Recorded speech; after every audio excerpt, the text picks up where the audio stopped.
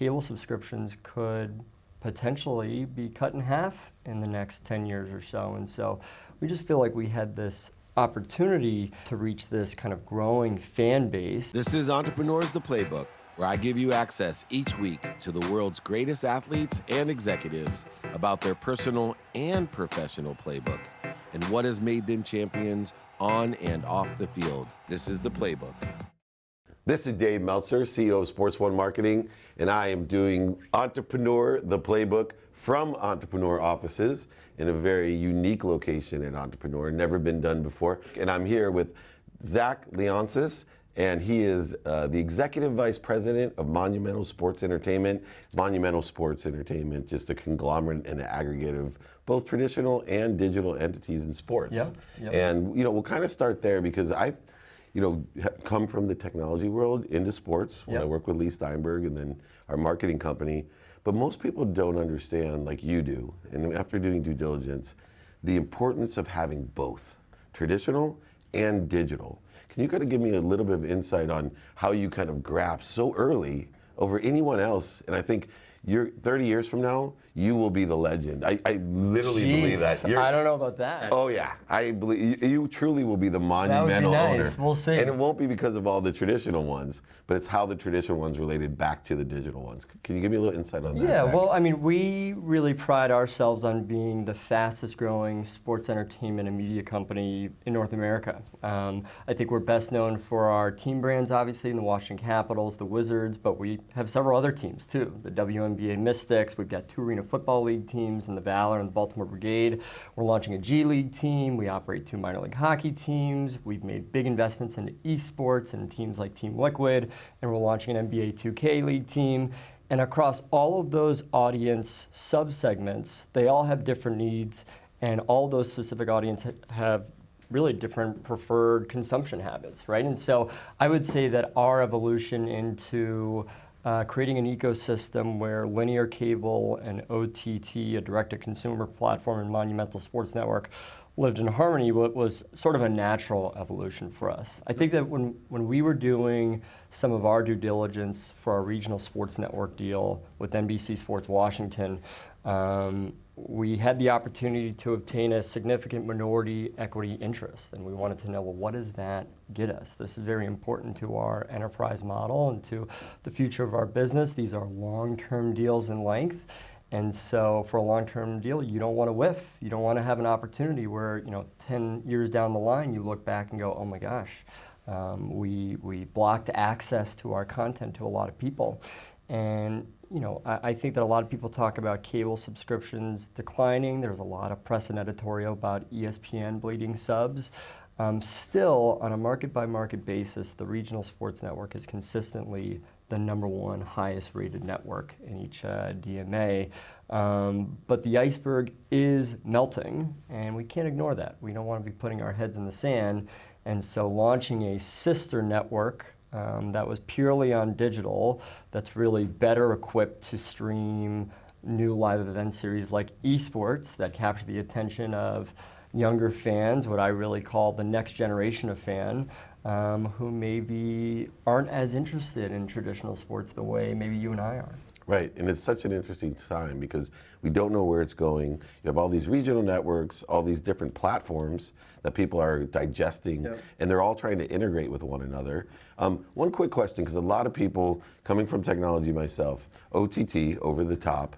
Can you explain to the audience what that means? Because people are afraid to ask, right? Good question. I'm glad you asked that because we just throw that term out, and there are probably a lot of people who go, well, sure, I've heard of that, but what does it really mean? So it's a good question. I'm glad you asked. OTT means over the top or over the top of a cable system. You're bypassing a traditional model where you're a network carried within a cable bundle distributed by a company like Time Warner or Comcast Xfinity or Verizon Fios, and you're going direct to the customer. Twitter, even though it's not a subscription service, is a DTC, a direct-to-consumer service. Donald Trump, our president, goes direct to his base when he tweets, whether we like it or not. No comment. We're not going there, are we? Our service goes direct-to-consumer, and we felt like that was incredibly important for us, right? Traditional networks don't know their customer base. they're disintermediated, and cable companies literally can't hand that information off to networks. And so when networks face churn, there's really no way for them to win those customers back. That's a really scary reality. In our region, we've got about 7.5 million people between Richmond and Baltimore, and that population is expected to grow to about 14 or 15 million people. Cable subscriptions could potentially be cut in half in the next 10 years or so. And so we just feel like we had this opportunity to reach this kind of growing fan base. And if we didn't do it, we would never have a touch point with these new fans. Our building is sold out for the Capitals. We're just about sold out for the Wizards. And if you can't get in the building and you don't have a subscription to cable, oh my gosh, we could have this big problem where we can't reach you and we can't engender fandom for our teams. So now you're breaking every mold about owners' sons being entitled, right? Because you are a true leader, and I love being around you. Because Jeez, you're nice, man. No, honestly, like I'm just sitting here fascinated by what you're saying, because I look at things from old school, digital. So there's content, which to me is king. Like I believe great ideas never die. That's why we keep buying teams. Right, you're smart, right? The content's king, because then you have access that only gets better. Agreed. It changes, but it only gets better. And then you have the mediums or platforms, which is where I was the CEO of the first Windows CE device for Samsung, called the PCE phone. That's how old I am. But it was a terrible business, and for the reasons that you're describing now, it changes so fast. It has been changing dramatically, and I think that the OTT world is still trying to figure out how it's going to grow. But the rise of subscribers for services like YouTube TV, Hulu Live, Sling, Fubo has been dramatic. So much so that cable networks are pretty happy about it. It's reducing their churn by a significant amount.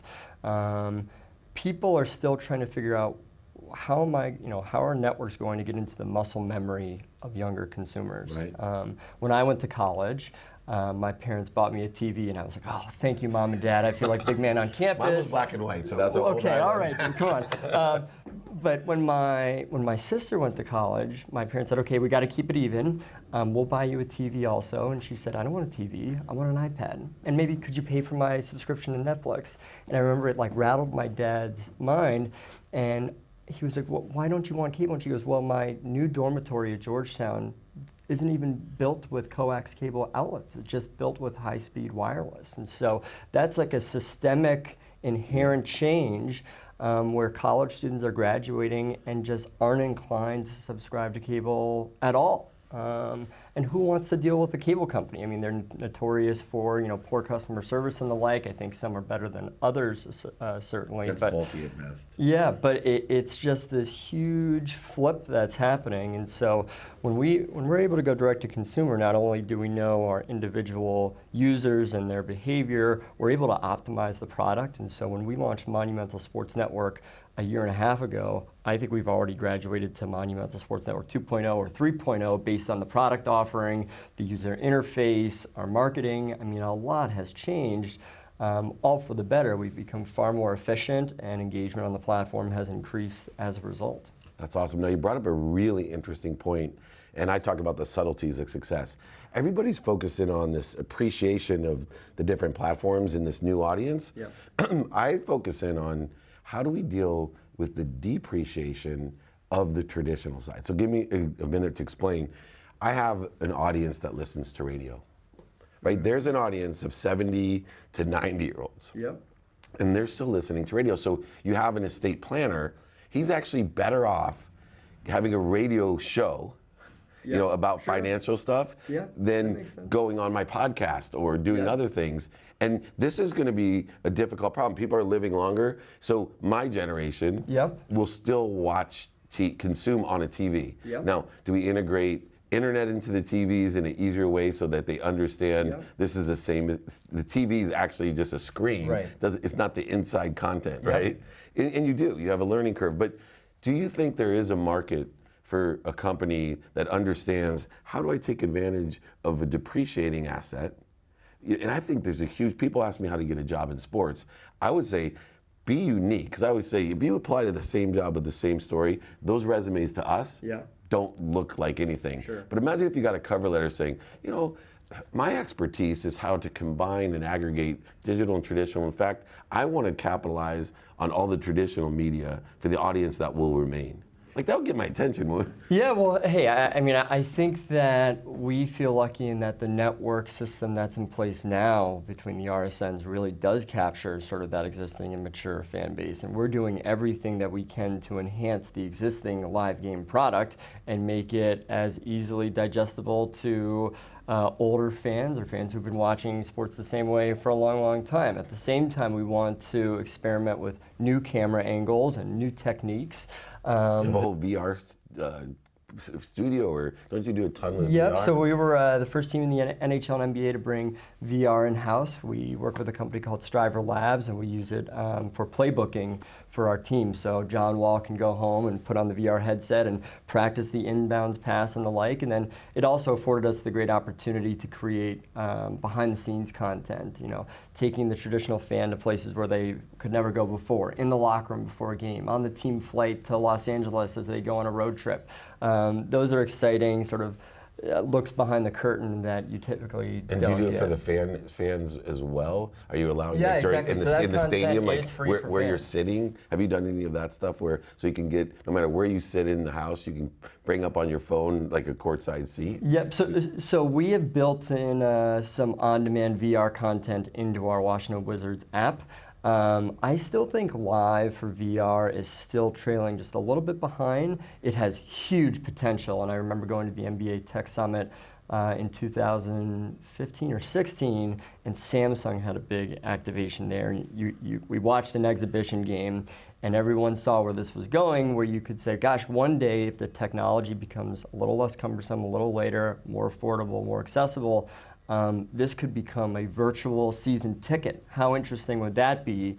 But certainly that'll force sort of a rewriting of the rule book for media rights and the like. I'm sure that'll be an interesting conversation with networks and the league alike. Oh, no doubt. Now, it's interesting because we were talking about the digital side, but bringing up how do you get a job in sports? Right? Yeah, we get so many resumes. It's difficult. And what advice would you give? I mean, you have all these great entities. You hire for different positions. I always say there aren't jobs in sports. There's skills, knowledge, and desire to work in sports. But you're either a journalist or you're an advertiser. You're a sponsorship sales guy. What advice would you give to them? In the past 18 months or so, we've expanded from a 400 full-time employee base to a 550 full-time employee base, and it's just based on all the growth. We've added a big production team. Our network ops team has scaled. We've added more franchises, so more sales and marketing talent to the organization. What I would say is that we get a lot of resumes, of course, but we get a lot of people who just say, well, I really want to work in sports. That's why I want to be here. Well, we need to make sure you have a specific passion, right? It's not a great thing to be coming and saying, well, I could work in marketing, or I could work in sales, or I could work in network ops, anything, I'll just work in sports. We really want people who say, hey, I love sales, I love marketing, I'm a brand marketer, and what a better place to do that than in sports, right? People who are knowledgeable, who have a skill set and experience with one of the verticals, I would say, is practical. So when you're interviewing for a sports job, I always say it's great. If we hired everyone who liked sports, we'd have millions of employees. And so focusing in on that one specific vertical within sports is really, really critical. And I think the consistent, and someone like you, that's so impressive that you come from a great background, but you really didn't have to spend the time to be more interested than interesting. And out of all the different interviews I do, I love the fact that you're diving so deep into this stuff, and you have this generational advantage that you're taking. And the one thing that you said that resonated most with me was content is king. Yep. Right. What I look for is, some events, eSports events, right? They have no problem selling out, right? It's content. Yep. And Stagecoach and these other music. Once you get an event that the hairs go on your arm, definitely. then you can utilize it through all these different and monetize it. Yep. You have so many different entities. Are you selling? You allow a sponsorship, obviously. Yep. Are you selling cross sports aggregated sponsorship? And because you have a huge advantage. Our corporate partnership team is fully integrated, so we sell across all platforms. You mentioned my dad a little earlier, and my dad and I are obviously very close. We're best friends. I feel like we are, Batman and Robin sometimes, and he can give me unbelievable learnings and perspective on his days back at AOL and AOL Time Warner, traditional media, and I think he sometimes relies on me for new media tech and the like, right? And so, we certainly help each other out, but I spend as much time with my dad as I can and try to act like a sponge and absorb everything I can. I have 4 kids, and I grew up with nothing, right? And I don't think your dad grew up, with everything either. No, but, my dad grew up very poor. Yeah. He grew up in Brooklyn. My dad's father, my grandfather, was a Greek immigrant who immigrated over when he was probably about 11 or 12 years old, alone. His parents sent him on a boat with a duffel bag and not much else. And he made it in America, which is pretty amazing. So my dad was the very first college graduate in my family. I'm the second, if you can believe it. So. How did he empower you? Like, what do you use? Because my biggest fear with my 4 children is I love them to death like your dad loves you. But how did he empower you? Because I've been around owner sons, and some of them, no names, but I was like, oh my God, that franchise is in big trouble. And I sit in front of you going, maybe I'll make an investment in some of this stuff, because I'm now really curious about working with Monumental. I know I can tell a winner when I see one, but how did your dad do that for you? Because you're really an empowered person. I don't know. I would say we're just really close. We've always had a close relationship. I would say that there's always been high expectations, but I try to put pressure on myself. I'd say I'm my own worst critic, and I think that's a good characteristic. I think you got to be pushing yourself, and there have actually been times recently where my dad has said, gosh, you need to take a break, you need to take it easy, and I go, no, I need this to work, I need this to push through. And so, I am so proud to be my father's son, but I also want to make my own mark, and I think that that's something I'll always be striving for. Yeah, well, you're doing a great job. Last question. When it's all said and done, Zach, what legacy do you want to leave? You got your foundation, you got your teams, you got this great potential. I would love for our legacy in the Mid-Atlantic to be that we were the best possible stewards of a public trust for the teams, and that we positively affected moods and behavior. Everyone was happy because our teams were winning. I'd love for us to win a championship. We have not won a championship and brought it to Washington, D.C. That's something that I think we yearn for on a daily basis. I'll certainly cry my eyes out when it happens.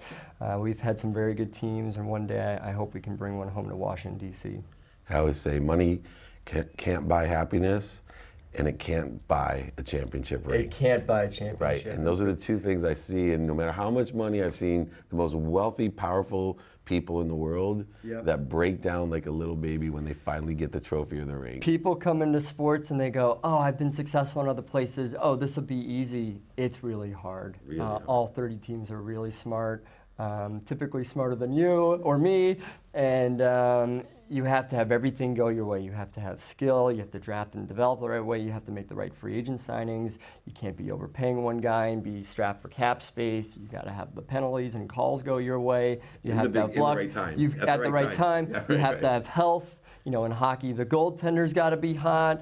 In the NBA playoffs, your best shooter's got to be hot. Right. I mean, everything has to be going your way. And so, when you do win a championship, I can only imagine. I can't speak from experience, sadly, but I can only imagine it is a euphoric, sort of immortal experience.